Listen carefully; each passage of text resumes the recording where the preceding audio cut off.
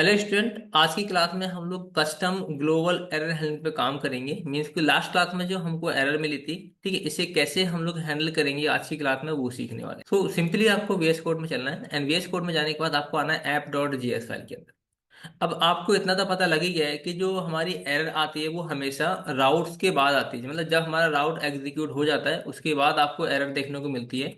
तो हम लोग यहाँ पे एक ऐसा हम लोग यहाँ पे क्या करेंगे, एक मिडलवेयर लगाएंगे। मैं यहाँ पे लिख दे रहा हूँ एरर मिडलवेयर। ठीक है, एरर मिडलवेयर हम का यूज करेंगे हम लोग। तो सिंपली आपको यहाँ पे लिखना है app dot use and app dot use में आपको एक कॉल बैक फंक्शन देना है। एंड इस कॉल बैक फंक्शन में हमारे जो जनरल नॉर्मल मिडलवेयर होता है उसमें तीन पैरामीटर्स होते हैं, request, response and next. But जो एरर मिडलवेयर होता है इसमें चार आपको पैरामीटर पास करने होते हैं। पहले में आता है आपका एरर, सेकंड में आता है आपका रिक्वेस्ट, थर्ड में आता है आपका रिस्पॉन्स एंड फोर्थ वन में आता है आपका नेक्स्ट। ठीक है। सो अगर हम लोग क्या करें कि कंसोल डॉट लॉग में अगर मैं क्या करूँ यहाँ से एरर को प्रिंट कराता हूँ। सेव करते हैं, सेव करने के बाद सिंपली हम लोग पोस्टमैन पे चलते हैं एंड देन मैं इस सेम पाथ पे रिक्वेस्ट सेंड करता हूँ। सेंड करेंगे एंड सेंड करने के बाद अगर मैं टर्मिनल में आता हूँ यहाँ पे, देन यहाँ पे आप देखेंगे सेम एरर देखने को मिलेगा। यहाँ पे देखो, email validation error, email is required. And इसी तरीके से यहाँ पर आएंगे, सेकंड वन किसके लिए होना चाहिए, नेम के लिए, नेम इज रिक्वायर्ड। परफेक्ट। ठीक है। सो अब ये जो एरर आ रही है इसको हम लोग कस्टमाइज तरीके से शो करेंगे। ठीक है। तो इसके लिए अगेन हम लोग कहाँ चलते हैं, वीएस कोड में चलते हैं। एंड वीएस कोड में जाने के बाद मैं इसको ना यहाँ पे कमेंट कर दे रहा हूँ।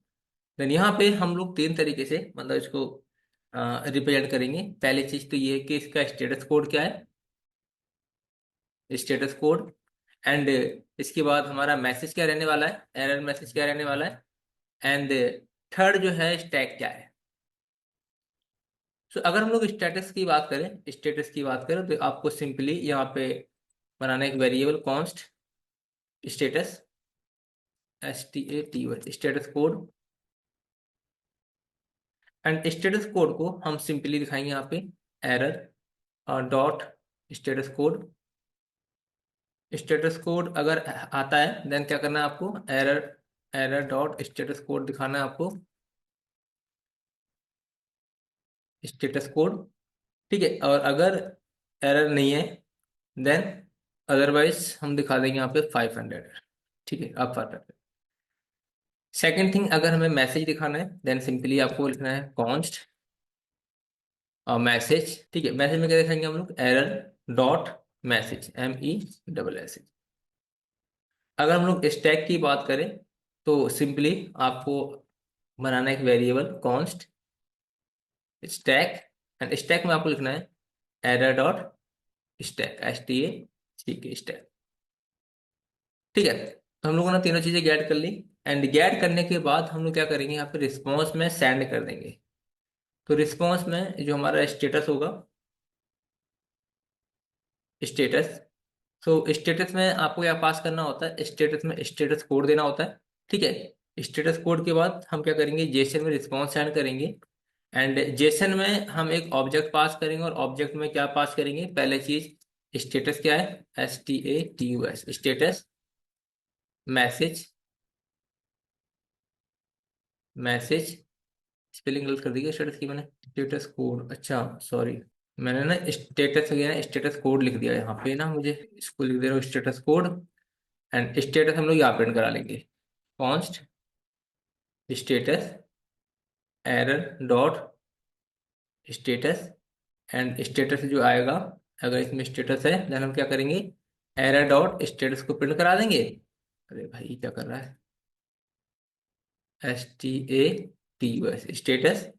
अगर इसमें मतलब स्टेटस एरर नहीं है, स्टेटस नहीं है, देन इस केस में क्या करेंगे हम लोग, मैसेज दे देंगे फील्ड, सिंपली। सो पहले हम लोग स्टेटस को प्रिंट करा देंगे, सेकंड मैसेज को, and third one is stack. ठीक है, bracket close and then close. इसके बाद अगर हम लोग रिक्वेस्ट सेंड करते हैं, पहले मैं अपना सर्वर रन करता हूँ, CLS से क्लियर स्क्रीन,